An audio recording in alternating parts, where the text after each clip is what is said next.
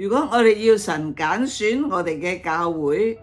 係我哋成為佢永遠安息之所。如果我哋要聽見神話，我要住喺你嗰度，因為呢個係我中意嘅，我想嘅，咁樣我哋就要好似大衛一樣。佢話我唔會進入我嘅帳幕，我亦都唔會上我張床，我唔會用我嘅眼睛瞓覺，我唔用我嘅眼目打盹，直等到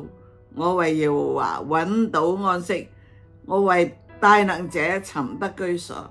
所以大衛嗰個優先次序就係先滿足神，唔係滿足聽眾，唔係滿足咧嗰啲嘅在上掌權嘅人。我哋要滿足嘅就係神嗰個嘅自己。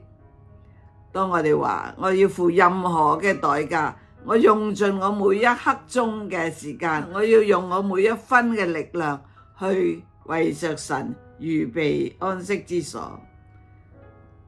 我哋有咁樣嘅心態嘅時候，神就會臨在喺我哋嘅當中，因為我哋只有一件事，